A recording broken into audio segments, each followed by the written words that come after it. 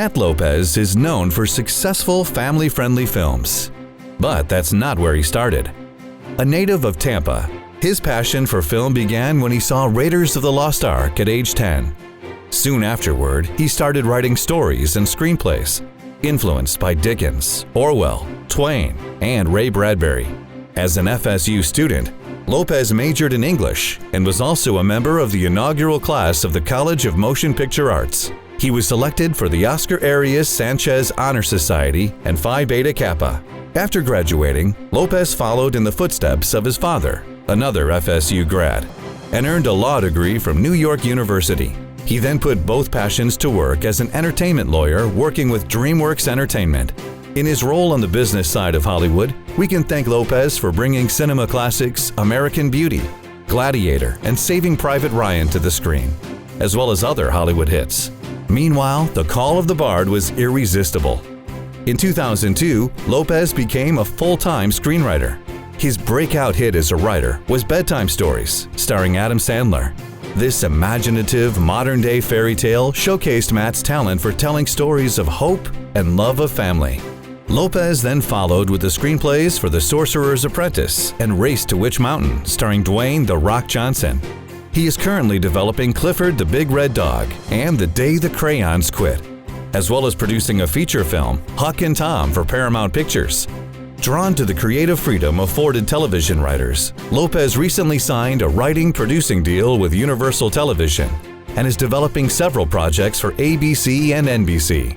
As a distinguished alumnus of the FSU College of Motion Picture Arts, Lopez embodies the Seminole spirit. And to quote Dr. Seuss in Oh, the Places You'll Go, Matt Lopez will take us there too. The University Libraries and Friends of the Libraries is proud to present its Distinguished Writer Award to Matt Lopez. Thank you. I want to thank my family, my mom and dad, and my two brothers who drove up from Tampa. My daughters, Naomi and Lucy, my wife Debbie. Debbie went to Duke University, but nobody's perfect. I want to thank the film school, especially, and especially today in the person of Merle Warren, who is here today, who I'm sure many of you know, and for me has really been sort of the guiding light of the film school through its incredible growth over the years. I also especially I want to thank the university libraries and the Friends of the FSU Libraries for this award. It's really very humbling, especially in light of the past recipients and everything they've accomplished. I'm very much in awe of their talents. Although, let the record show, those writers never had to take notes from a studio executive or a director or an actor or the guy in craft services whose job it is to feed the crew but mostly just feeds himself Twizzlers all day.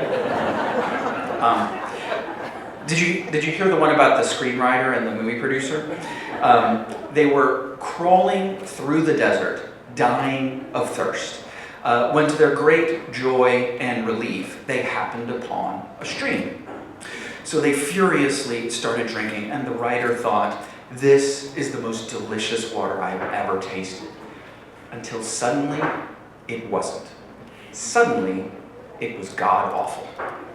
At which point, the writer turned to see the movie producer urinating in the stream. What on earth are you doing? The writer cried. I'm making it better, said the producer. Ladies and gentlemen, screenwriting.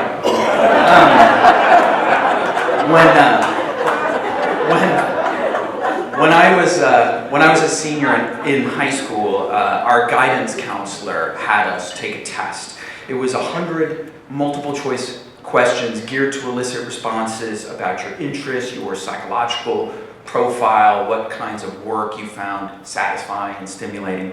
And the point of the test was to let you know as you embarked on your college career what you should be doing with your life.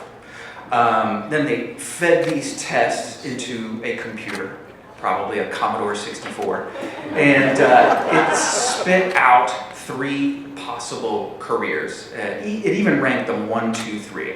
I still remember mine. Coming in number 1, journalist. Coming in at number 2, copywriter, which I always considered apt somehow. I can't tell you how many times I've thought being a writer in Hollywood is 50% journalism and 50% writing advertising copy. Might see Wendy about a job. And the third career suggested by my response is librarian.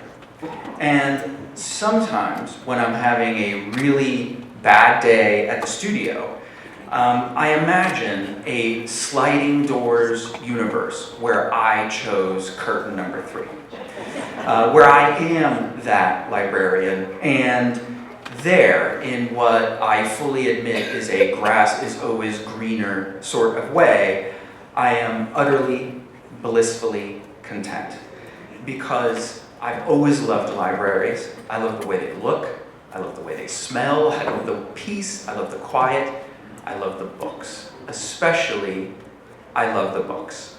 From the many days and nights I spent at Strozier Library, then later once I discovered it, Dirac, to the wonderful little library where my daughters Naomi and Lucy now attend school, I am seldom happier anywhere else.